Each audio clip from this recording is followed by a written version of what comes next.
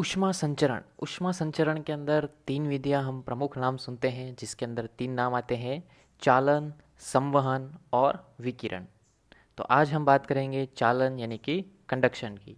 तो चालन, संवहन, विकिरण तीनों क्या हैं? अगर आपको नहीं पता है तो एक छोटी सी स्टोरी सुन लो। एक तरीका है समझने का, तो इससे आपको समझ में आ जाएगा कि चालन, संवहन, विकिरण क्या है। फिर हम आज बात करते हैं चालन की, उसके अंदर कुछ क्वेश्चन देखेंगे। इसके पहले फॉर्मूला देख लेते हैं, फिर इसके ऊपर बेस्ड जो भी क्वेश्चन बनते हैं और अच्छे अच्छे जो भी न्यूमेरिकल पूछे जाते हैं एग्जाम में, वो सभी हम देखेंगे। ओके, तो चालन, संवहन और विकिरण क्या है, शॉर्ट में 2 मिनट में समझ लो। इमेजिन करो आप क्लास में हो, है ना। क्लास आपने सभी ने देख रखी है, अच्छी व्यवस्थित क्लास है जिसके अंदर सभी बेंचों के ऊपर बच्चे एकदम व्यवस्थित रूप से बैठे हुए हैं। ठीक, फर्स्ट बेंच पे, फर्स्ट कॉर्नर पे मान लो कि कौन बैठा है? राहुल, है ना। और लास्ट बेंच पे, लास्ट कॉर्नर पे, क्लास के लास्ट में बैठा है कोई भी रमेश, है ना। तो मैं टीचर क्लास में गया, है ना, चॉकलेट दी मैंने राहुल को, कि कहा कि ले भाई राहुल चॉकलेट, और ये चॉकलेट आपको देनी है रमेश को, जो कि लास्ट में क्लास में लास्ट में बैठा है, लास्ट बेंच पे, लास्ट कॉर्नर पे, है ना। तो राहुल उस चॉकलेट को रमेश को कितने तरीकों से देगा? 3 तरीकों से, है ना। चॉकलेट को यहाँ पे आपको क्या समझना है? ऊष्मा को, है ना, यानी कि ऊष्मा का संचरण कितने प्रकार से होने वाला है? 3 प्रकार से। पहला प्रकार चालन, कंडक्शन, है ना। तो क्या करेगा राहुल? राहुल चॉकलेट लेके अपने पास वाले को देगा, कि बोलेगा कि भाई रमेश को चॉकलेट दे दे। वो पास वाला उसके पास वाले को देगा और बोलेगा कि भाई रमेश को चॉकलेट दे दे। इस प्रकार पास वाले से, पास वाले से, पास वाले से, ऐसे ऐसे होते होते होते होते होते चॉकलेट लास्ट तक रमेश तक पहुंच जाएगी। क्लियर? तो ये मेथड कौन सा कहलाया आपका? चालन का। तो एक तरीका तो ये है चॉकलेट पहुंचाने का, है ना, यानी कि ऊष्मा संचरण का। दूसरा मेथड देखो। दूसरे मेथड में राहुल क्या करेगा कि राहुल ने सोचा कि यार चॉकलेट तो दूंगा पर सब ये तो खा जाएंगे, रमेश तक पहुंचते पहुंचते तो बचेगी नहीं चॉकलेट। तो इसका मतलब रमेश ने, फिर रमेश को चॉकलेट देनी है तो क्या करें? तो राहुल ने क्या किया? राहुल ने खुद उठा और रमेश के पास गया और जाके उसको चॉकलेट दे के आ गया। तो ये मेथड कौन सा कहलाएगा आपका? संवहन, है ना। तो पहला मेथड चालन, दूसरा मेथड संवहन। अब तीसरे में क्या करेगा राहुल? राहुल अब सोचा कि यार कौन उठे और कौन जाए, तो फिर राहुल ने क्या किया? राहुल ने सीधा रमेश को आवाज़ लगाई, ले भाई रमेश चॉकलेट पकड़, कैच कर। तो उसने सीधा फेंका और उसने, रमेश ने कैच कर ली और सीधा उसको चॉकलेट डायरेक्टली मिल गई, यानी कि यहाँ पे कोई माध्यम की आवश्यकता नहीं हुई, डायरेक्ट उसको ऊष्मा मिल गई। तो ये कौन सा हो गया मेथड? विकिरण। ओके, तो आपको 2 मिनट में समझ में आ गया होगा चालन क्या होता है, संवहन क्या होता है और विकिरण क्या होता है ना, ताकि कोई कन्फ्यूजन नहीं रहेगा, आपको क्लियर रहेगा। अब इसके अंदर हम बात कर रहे हैं चालन की, है ना, कंडक्शन क्या होता है। तो ऊष्मा संचरण की वह विधि जिसमें कण अपना स्थान छोड़े बिना, है ना, उसने फर्स्ट, आपको अगर एग्जाम्पल याद होगा तो उसने अपना स्थान नहीं छोड़ा था, है ना, अपने पास वाले को ऐसे ट्रांसफर करते गए थे चॉकलेट। तो वैसे ही यहाँ पे अपना स्थान छोड़े बिना दूसरे कण को ऊष्मा स्थानांतरित कर देता है। यह विधि क्या कहलाती है? चालन विधि। ओके, चालन के अभिलक्षण क्या होता है? तो इसमें ऊष्मा गर्म सिरे से ठंडे सिरे की ओर प्रवाहित होती है। माध्यम के कण दोलन करते हैं और अपने स्थान को छोड़ते नहीं हैं, लेकिन दोलन करते हैं वाइब्रेशन से। धीरे धीरे धीरे धीरे ऊष्मा का संचरण एक से दूसरे, दूसरे से तीसरे होता जाता है ना। जैसे कि आप यहाँ फोटो में देख सकते हो, यहाँ पे जैसे कहीं आग लग रही है ना, और लोहे की छड़ आपने ऐसे हाथ में पकड़ रखी है सीधी, तो आप थोड़ी देर तो आप पकड़ सकते हो उस रॉड को, लेकिन फिर धीरे धीरे वो ऊष्मा क्या होगी, लोहे के इस सिरे से होते होते होते होते होते होते पूरे इस रॉड में फैलेगी, और फिर जहाँ जो हिस्सा आपके हाथ में है वहाँ पे आपको क्या होगा, धीरे धीरे गर्म लगने लगेगा, और एक टाइम बाद तो आप उस रॉड को पकड़ भी नहीं पाओगे, है ना। तो ये मेथड किसका है ऊष्मा संचरण में? चालन, है ना। चालन के लिए माध्यम की आवश्यकता होती है। यह एक धीमी प्रक्रिया है ना। धीमी प्रक्रिया का मतलब जैसे ही आपने इस रोड को आग में लगाया तो तुरंत ऐसे इतना गर्म नहीं हो गया कि आप इस रोड को नहीं पकड़ सको, टाइम लगा, है ना। उसके बाद एक टाइम बाद आप इस रोड को नहीं पकड़ सकते। तो यह एक धीमी प्रक्रिया है, जिस माध्यम से ऊष्मा प्रवाहित होती है उसका ताप बढ़ जाता है। चालन पदार्थ की सभी अवस्थाओं में संभव है। ओके, क्या है चालन, क्लियर हो गया। अब देखो ऊष्मा संचरण का चालन एक और इसकी के अंदर देखना है। ये सब तो आपने पढ़ लिया, एक बार वापस देख लेते हैं। एक स्थान से दूसरे स्थान तक ऊष्मा का प्रवाह संचरण कहलाता है। इसके अंदर 3 विधियां हैं, जिसमें हम पहली बात कर रहे हैं आज चालन की, है ना। तो इस विधि में पदार्थ अपने अणु के स्थान पर, अपने स्थान पर रहते हैं और ऊष्मा को आगे बढ़ा देते हैं। ठोस में ऊष्मा का प्रवाह इसी विधि से होता है, धातुओं में ऊष्मा का प्रवाह सबसे अधिक होता है। कुछ पदार्थ कुचालक होते हैं, जैसे कि कपड़ा, प्लास्टिक, लकड़ी, एबोनाइट, है ना। तो कुछ पदार्थ ऐसे होते हैं जिसमें ऊष्मा का संचरण इस प्रकार नहीं हो पाता है। ऊष्मा प्रवाह की दर, ऊष्मीय चालकता और गुणांक। अब इसमें अंदर हम फॉर्मूले की बात कर रहे हैं। इसी फॉर्मूले पे बेस्ड आपको क्वेश्चन कई बार पूछे जाते हैं, है ना। तो कौन से क्वेश्चन है पूछे जाते हैं वो भी हम देखने वाले हैं। तो पहले एक बार फॉर्मूला देख लो। तो यहाँ पे आप क्या बात कर रहे हैं, देखो। तो कोई हमने यहाँ पे एक एक्स वाई छड़ ली है, ठीक है, जिसका अनुप्रस्थ काट ए है। अनुप्रस्थ काट का मतलब वो जो सिरा आपने जैसे और जो रोड ली है उसके ये सिरे जो होते हैं ये गोल, इनका क्षेत्रफल क्या कहलाएगा, आपका अनुप्रस्थ काट। ओके। तो दो बिंदुओं के बीच ताप का अंतर डेल टी है ना। कोई भी दो पॉइंट लो, यहाँ पे और यहाँ पे, तो इनके बीच के अंतर तापांतर डेल टी है, जिसके कारण चालन विधि, इसमें चालन विधि द्वारा ऊष्मा का प्रवाह होता है। माना डेल टी समय में अगर ऊष्मा का प्रवाह डेल क्यू ऊष्मा प्रवाहित होती है, तो ऊष्मा प्रवाह की दर किस किस के समानुपाती होगी, तो दो चीज़ों के समानुपाती होगी। एक तो ऊष्मा प्रवाह की दर यानी कि del Q by del T समानुपाती ए क्या है, अनुप्रस्थ काट, है ना। यानी कि ऊष्मा प्रवाह की दर अनुप्रस्थ काट के सीधा सीधा समानुपाती होती है। कहने का मतलब जितना अनुप्रस्थ काट ज़्यादा होगा, है ना, यानी कि जितना मोटा होगा, बड़ा होगा, उतना ही ऊष्मा प्रवाह की दर भी कितनी होगी, अधिक होगी। ओके। सेकंड है ताप प्रवणता के समानुपाती। तो ताप प्रवणता del Q by del T समानुपाती del T by del X. यहाँ पे ये ताप प्रवणता है। ताप प्रवणता क्या है, तो दो समतापीय पृष्ठों के मध्य दूरी के सापेक्ष ताप परिवर्तन की दर ताप प्रवणता कहलाती है। तो यहाँ पे आप देख सकते हैं, कहीं हम डेल टी से प्रदर्शित करते हैं, कहीं हम डेल थीटा से प्रदर्शित करते हैं, तो कंफ्यूज ना हो। तापांतर को हम कहीं तो डेल थीटा से भी प्रदर्शित कर सकते हैं और चाहे तो हम डेल टी से भी प्रदर्शित करते हैं। कोई भी आपको दिख सकता है, तो दोनों वही बात है, कंफ्यूज ना हो। ओके। और बीच में डिस्टेंस हमने ली है डेल एक्स, है ना। तो ये टोटल लंबाई डेल एल में से हमने क्या लिया है, कितना पार्ट लिया है, डेल एक्स लंबाई। ओके। तो यहाँ आते हैं हम वापस ताप प्रवणता पे समानुपाती। हाँ, ये रहा। ताप प्रवणता के समानुपाती होता है, तो दोनों को हम एक समान कर देते हैं। तो del Q by del T A और del T by del X के समानुपाती हो गया। तो समानुपाती का चिन्ह हटेगा तो बराबर लगेगा, तो कोई ना कोई स्थिरांक लगेगा। तो यहाँ पे हमने लगा दिया के, है ना। यही के आपका क्या है, ऊष्मीय चालकता गुणांक के है। यहाँ पे नेगेटिव अगर सिंबल लगाते हैं तो ये किसको दर्शाता है, ऊष्मा प्रवाह हमेशा क्या होगी, ऊष्मा प्रवाह से ताप कम होता जाता है। कहने का मतलब जैसे इसके अंदर आप कभी ध्यान दिया हो तो आप जैसे थाली में क्या लेते हो, खिचड़ी, है ना, खिचड़ी खाते हो। हाँ, तो गरम गरम खिचड़ी खाते हैं। तो ये हमने यहाँ पे खिचड़ी बनाई है बहुत सारी, है ना। तो आप हमेशा ध्यान देते होंगे, खिचड़ी आप हमेशा कहाँ से खाते हो, किनारों से, है ना। यहाँ से, यहाँ से, यहाँ से सीधा कोई बीच में हाथ मारता है क्या खिचड़ी खाने के लिए, नहीं मारता है। क्यों नहीं मारता है, क्योंकि उसको पता होता है कि बीचों बीच क्या होगा, ज़्यादा गर्म होगा, है ना। किनारों से क्या होता है, फूंक मार मार के हम ठंडा करते हैं जैसे उसको, है ना, गरम गरम खिचड़ी है तो किनारों से जल्दी ठंडी होती है, फिर धीरे धीरे धीरे धीरे हम मध्य की ओर बढ़ते हैं, है ना। तो यही तापांतर आप यहाँ देखेंगे।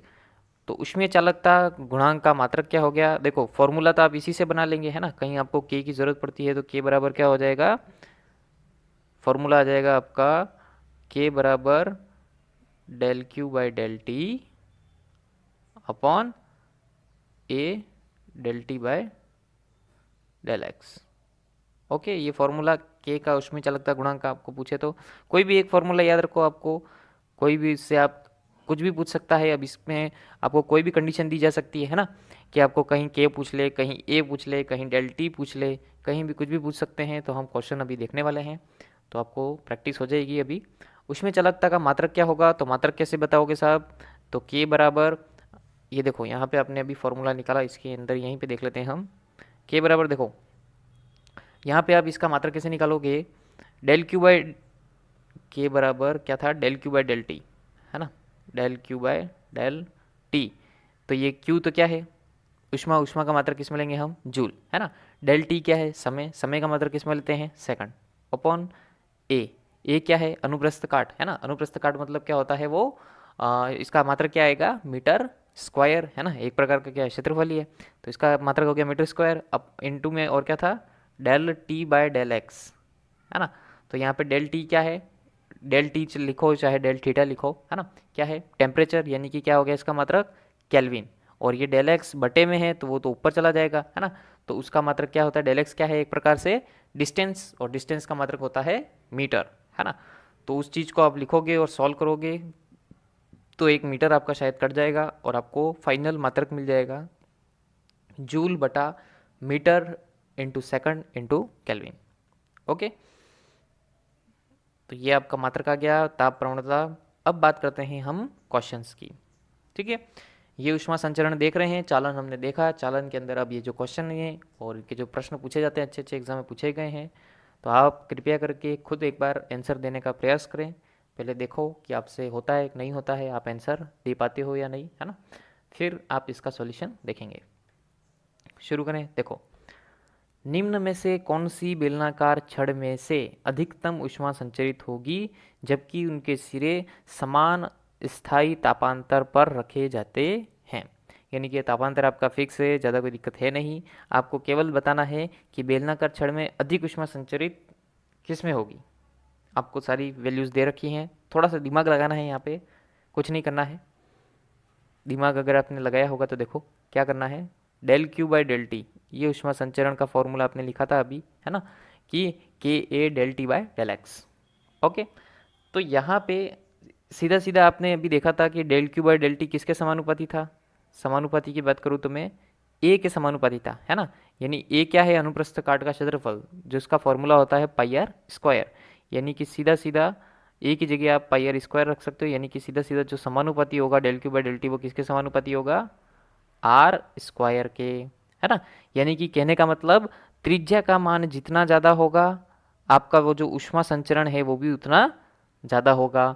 तो यहाँ पे देखो त्रिज्या किसकी सबसे ज़्यादा है, तो पहले ऑप्शन की त्रिज्या 1 है, दूसरे की भी 1 है, लेकिन तीसरे और चौथे की त्रिज्या 2 सेमी ज़्यादा है ना। इसका मतलब त्रिज्या ज़्यादा होनी चाहिए, तो इसका मतलब आपका आंसर या तो सी है या तो डी है। अब देखो नेक्स्ट इसी में नेक्स्ट हम बात करते हैं del Q by del T, यानी कि ऊष्मा संचरण। आपका फॉर्मूला आपने लिखा था के A del T by del X, है ना, इसका मतलब वो 1 अपॉन डेल एक्स, यानी कि व्युत क्रमानुपाती होता है लंबाई के। डेल एक्स क्या थी, लंबाई थी, है ना। तो इसका मतलब लंबाई जितनी कम होगी उतना आपका ये जो ऊष्मा संचरण होगा वो ज़्यादा होगा। तो इसका मतलब इन दोनों ऑप्शन में से जिसकी भी लंबाई कम हो वो आपका आंसर। तो पहले वाले सी की तो लंबाई 2 मीटर है, डी की लंबाई 1 मीटर है, इसका मतलब डी आंसर है। समझ में आया कैसे किया, है ना।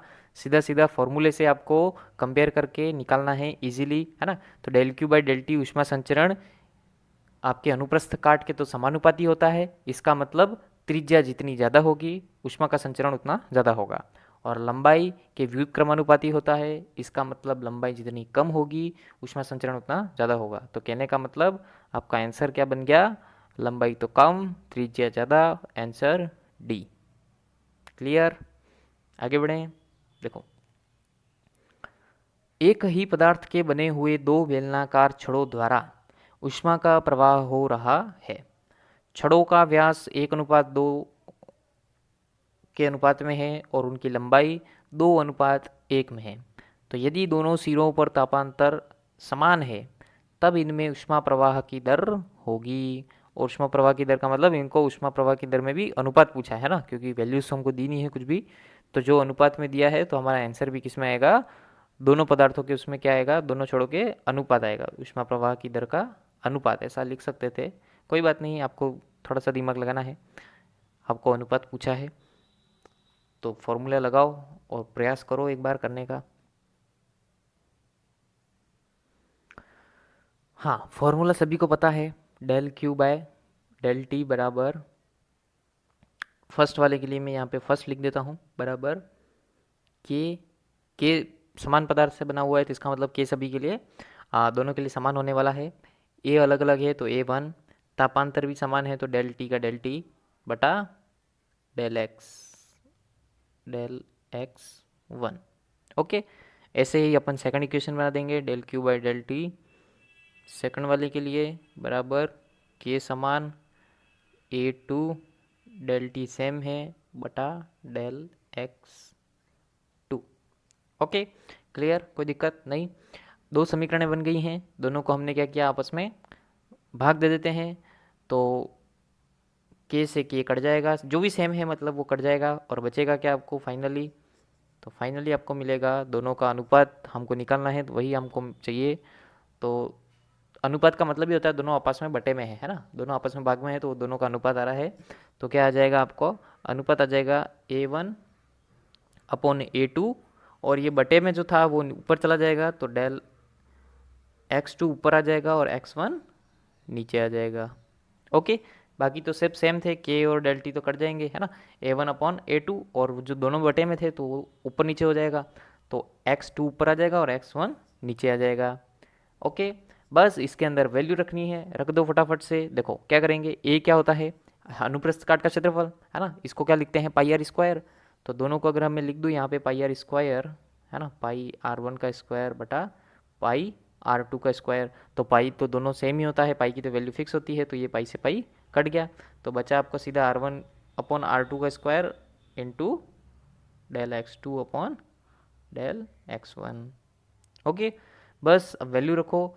तो इसके अंदर आपको अनुपात दे रखा है, त्रिज्याओं का अनुपात और व्यास का अनुपात पहली बात सेम होता है ना, तो आपको अगर सवाल में त्रिज्याओं के अनुपात की जगह व्यास का अनुपात भी दे रखा है, तो अनुपात तो आप चाहे किसी के लिए भी लो, त्रिज्या के लिए लो, व्यास के लिए लो, सेम बात है ना।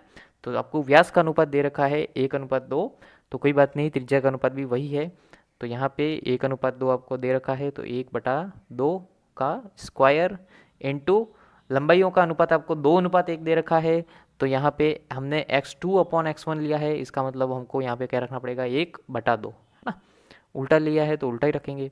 तो 1/2 का स्क्वायर कितना आ गया, 1/4 इंटू 1/2, तो ये आ गया आपका 1/8, यानी कि आंसर आ जाएगा आपका 1:8।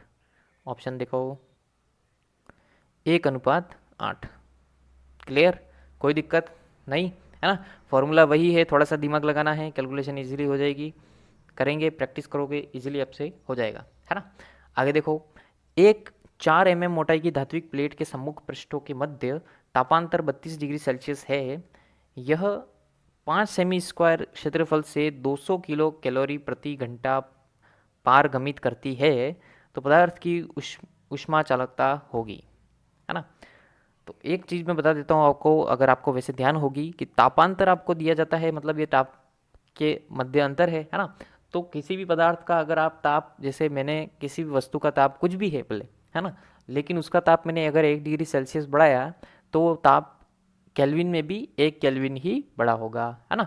तो यानी कि आप यहाँ पे डिग्री सेल्सियस में लो, केल्विन में लो, कोई बात नहीं, किसी में भी ले सकते हो, तापांतर है ना। तो यहाँ पे हमने डिग्री सेल्सियस में ही ले रहे हैं, और आपको आंसर में भी डिग्री सेल्सियस ही दे रखा है, इसलिए यहाँ पे कंफ्यूज ना हो, है ना। तापांतर है, तापांतर हम किसी भी वस्तु का अगर 1 डिग्री सेल्सियस बढ़ाते हैं तो केल्विन में भी 1 केल्विन ही बढ़ता है ना, पहले भी हम ये बात कर चुके हैं वैसे। तो अब यहाँ पे आप देखो सवाल करना है, तो आपको एक तो ध्यान रखना है, यहाँ पे मोटाई कितने में दी है आपको, में है ना, तो इसको किस में बदलोगे, मीटर में, तो मीटर में बदलने के लिए क्या करोगे, 10⁻³ का गुणा, है ना। तो एक तो ये आ गया आपका, ये क्या हो जाएगा, डेल एक्स, है ना। तो डेल एक्स की वैल्यू आपको दे रखी है, और क्या दे रखा है आपको, डेल टी दे रखा है ना 32, और ए दे रखा है आपको 5 सेमी स्क्वायर, है ना। तो सेमी स्क्वायर को भी आप किस में बदलोगे, मीटर स्क्वायर में, तो क्या हो जाएगा 10⁻² इंटू 10⁻², यानी कि 10⁻4 का आपको क्या करना पड़ेगा, गुणा। ओके, और क्या दे रखा है, क्षेत्रफल दे रखा है, हो गया ए, और फिर दे रखा है आपको 200 किलो कैलोरी प्रति घंटा पारगमित होती है, यानी कि आपको del Q by del T की वैल्यू दी रखी है 200 किलो कैलोरी प्रति घंटा, है ना, लेकिन हमको किस में लेनी होती है, जूल प्रति सेकंड में, तो इसको हम जूल प्रति सेकंड में कैसे बदलेंगे, देखो 200 किलो कैलोरी, है ना, तो पहले तो किलो को किस में बदलते हैं हम, कैसे बदलेंगे, 10⁻³ से गुणा, यानी कि 1000 से गुणा या 10⁻³ से गुणा, एक ही बात है ना, इंटू कैलोरी को आप जूल में कैसे बदलोगे, सभी को पता है 4.2 से गुणा, है ना, इतना तो सभी को पता है कि कैलोरी से हमको जूल में बदलना है, तो किसका गुणा करते हैं, 4.2 का। ओके, बटे में क्या है, प्रति घंटा, लेकिन हमको क्या लेना होता है, प्रति सेकंड, तो 1 घंटे में कितने सेकंड होते हैं, 3600, तो 3600 का भाग। बस अब ये इसको पूरे को आपको गुणा भाग करके सॉल्व करना पड़ेगा साहब। अब गुणा भाग आपके हवाले, गुणा भाग तो मैं सिखाऊंगा नहीं। तो गुणा भाग करने पर आपको फाइनल जो आंसर मिलेगा वो क्या आएगा, 233.3 जूल प्रति सेकंड। तो आपके del Q by del T की वैल्यू कितनी आ गई, 233.33 जूल प्रति सेकंड। सभी वैल्यूज आपको दिख गई, अब सब सारी आपके सामने हैं। बस अब आपको रखना है वैल्यू और आंसर निकालना है। करो प्रयास। हाँ, यहाँ पे लगाओ फॉर्मूला और करो प्रयास। Del Q by del T आपको दे रखा है, पर मैं एक बार फॉर्मूला लिख देता हूँ। Del Q by del T बराबर के A del T by del X. Okay, यहाँ पे आपको वैल्यू किसकी निकालनी है, के की, है ना। तो सभी की वैल्यू हमको दे रखी है, तो रख दो। देखो एक बार मैं के का फॉर्मूला निकाल देता हूँ। के बराबर क्या आ जाएगा, del Q by del T upon A del T upon del X. Okay, इन सभी की वैल्यू हमने निकाल रखी है, बस सारी वैल्यूज आपको यहाँ रखनी है और आपका के का आंसर आ जाएगा। तो क्या आएगा देखो, के बराबर del Q by del T कितना आया था हमारा, 233.33 अपॉन ए कितना है, 5 इंटू 10⁻⁴, है ना। सेमी स्क्वायर को हमने मीटर स्क्वायर में बदला है। और आपको del T by del X कितना दे रखा है, डेल टी तो आपको दे रखा है 32 अपॉन डेल एक्स दे रखा है 4 इंटू 10⁻⁻3। बस अब इसको गुणा भाग करना है, सॉल्व करना है। इतना तो करेंगे। देखो 233.33 थोड़ा बता देते हैं, बटाई में 5 इंटू 10⁻⁴ इंटू 32, और ये ऊपर चला जाएगा 4 इंटू 10⁻⁻3। ओके, अब गुणा भाग करो, जो कट रहा है काटो। क्या मिलेगा, के बराबर 5.833 इंटू 10⁻, माइनस का 3 और प्लस का 4, है ना। तो के बराबर आ जाएगा आपका, के बराबर आ जाएगा 5.833 इंटू 10⁻1, है ना। तो इसको आप लिख सकते हो 58.33। तो 58.33 आपका आंसर आएगा। देखो 58.33। क्लियर। लास्ट क्वेश्चन देखो साहब, क्वेश्चन कुछ इसी प्रकार आते हैं। कोई ना कोई एक वैल्यू गायब कर देते हैं, बाकी सब आपको वैल्यूज दी होती हैं। थोड़ा सा दिमाग लगाना है, फॉर्मूला वही है, आपसे इजीली क्वेश्चन हो जाएगा, है ना। तो कहीं कोई दिक्कत वाली बात नहीं आएगी। देखो लास्ट क्वेश्चन, एक वस्तु की लंबाई 1 मीटर, अनुप्रस्थ काट का क्षेत्रफल आपको दे रखा है, इसमें ऊष्मा प्रवाह की दर आपको दे रखी है। यदि ऊष्मीय चालकता के बराबर 200 जूल प्रति मीटर प्रति केल्विन हो, तब इसके सिरों के बीच तापांतर होगा। कुल मिला के आपको डेल टी की वैल्यू आपको निकालनी है, बाकी सारी वैल्यूज आपको दे रखी हैं। तो थोड़ा सा दिमाग लगाओ फॉर्मूला, इजीली हो जाएगा। देखो फॉर्मूला इजीली हो जाएगा, एक बार मैं पहले बता देता हूँ। Del Q by del T आपको दे रखा है 6000 जूल प्रति सेकंड। ओके, के आपको दे रखा है 200, मात्रक लगा देना। डेल एक्स आपको दे रखा है 1 मीटर, है ना। ए आपको दे रखा है 0.75 मीटर स्क्वायर। ओके, और डेल टी आपको ज्ञात करना है। बस, तो सभी की वैल्यू दे रखी है, लगाओ फॉर्मूला और अंदर वैल्यूज रखनी है।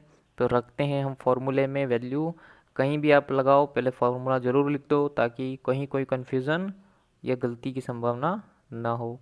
ओके, तो del Q by del T बराबर किसकी जगह क्या लिख देंगे, 6000 बराबर 200 into 0.75 into del T upon del X कितना है 1। बस डेल टी की वैल्यू निकालनी है, तो इसको इधर ले जाओ। डेल टी बराबर कितना आ जाएगा, 6000 बटा 200 इंटू 0.75। तो बस इसको सॉल्व करो, कट जाएगा, जो कट रहा है काट दो, 2 तिया 6, 30 बटा 0.75, तो यह आ जाएगा, भाग दोगे तो 40 के आसपास। तो देखो आंसर आ गया आपका 40। बस क्लियर। कोई दिक्कत नहीं है, कोई ना कोई एक फॉर्मूले में वैल्यूज़ एक गायब रखेंगे, बाकी सारी वैल्यू आपको दे रखी है, इजीली आपसे हो जाएगा, है ना। तो ये था बात चालन की। आई होप चालन पहले समझ में आ गया होगा, नहीं आया हो तो एक बार वापिस स्टोरी सुन लेना और समझ लेना, चालन आपको समझ में आ जाएगा। आगे बात करेंगे संवहन और विकिरण और फिर उसके क्वेश्चन की। ओके, तब तक पढ़ते रहो, मस्त रहो, प्रैक्टिस करते रहो। धन्यवाद।